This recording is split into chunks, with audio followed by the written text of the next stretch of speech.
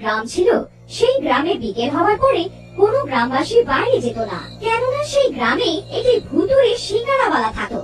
ওই ভূত রাতে সিঙ্গারা নিয়ে গ্রামে ঘুরতো। ওর সিঙ্গারার গন্ধ সারাটা গ্রামে ছড়িয়ে পড়তো।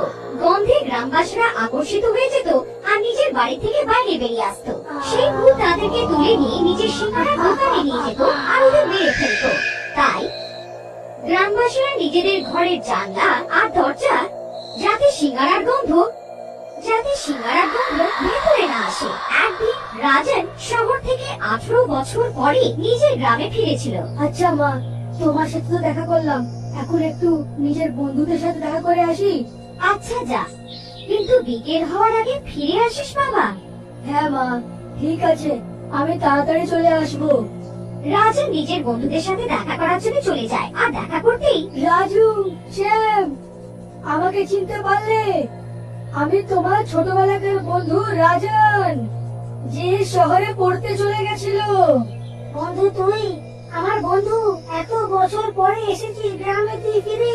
আচ্ছা বন্ধুরা, আমরা কত বছর পরে দেখা করেছি, চলো এই খুশিতে কোথাও গিয়ে ঘুরে আসি। না না, আমরা যেতে পারবো না। কেন, কি হয়েছে? তোমরা দুজন ঘোরার কথা শুনে এত ভয় কেন পাচ্ছ? তুমি কি জানো না, এই গ্রামে সন্ধে হওয়ার পরে কেউ বেরোয় না আর বাড়ি থেকে। কিন্তু কেন, কি ব্যাপার? তুমি কি জানো না এটা রাতের বেলায় গ্রামের সিঙ্গারাওয়ালা ভূত ঘুরে বেড়ায়? যে কেউ ওর সিঙ্গারার গন্ধ শুকে ফেলে, ওই ভূত ওকে ধরে নিয়ে নিজের সাথে চলে যায় আর ওকে মেরে ফেলে।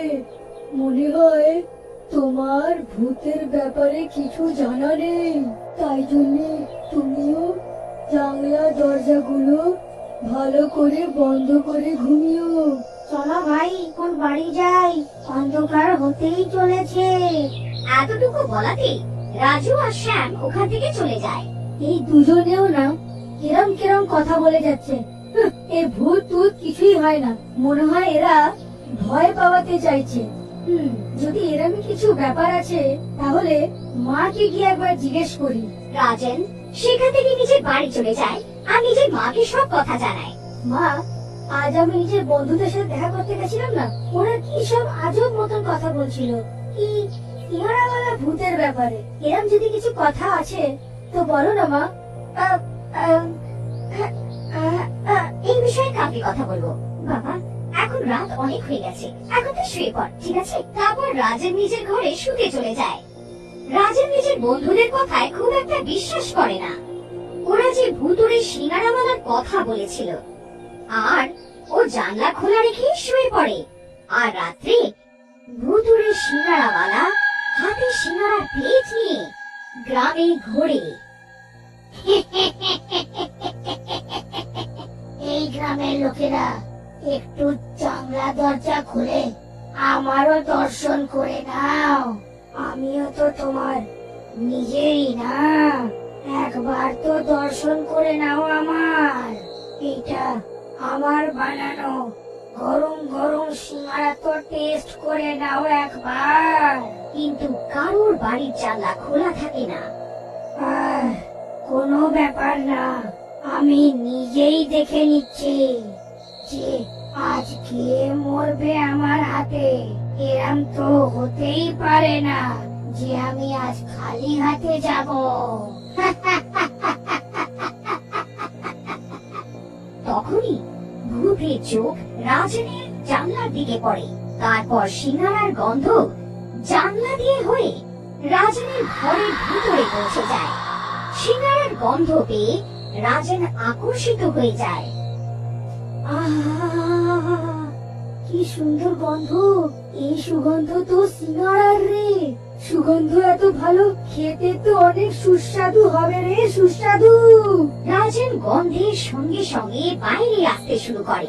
আর রাজন যে ঘরের বাইরে আসে, ওই সিঙ্গারাওয়ালা ভূত ওকে ধরে নেয় আর ওকে নিজের সিঙ্গারার দোকানে উঠিয়ে নিয়ে চলে যায়।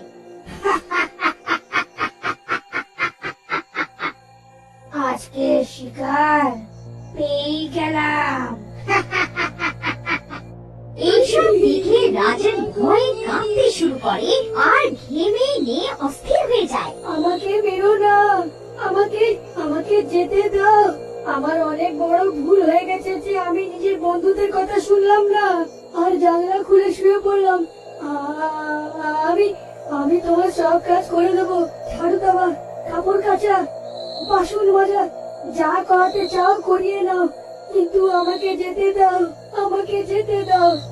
না না, একদম না, এখন কোনো লাভ নেই। যতদিন না আমি গ্রামের লোককে নিজের হাতে না মেরে ফেলছি ততদিন আমি শান্তি পাবো না। রাজন ভূতের কাছে অনেক প্রার্থনা করে, কিন্তু ভূত ওর একটাও কথা শোনে না। যেই ও নিজের লম্বা লম্বা নখ রাজনের বুকে ঢুকাতে যায়, তখনই ভূত রাজনের গলায় একটি তাবিজ দেখতে পায়। আর ভূত তাবিজ দেখে চমকে যায়।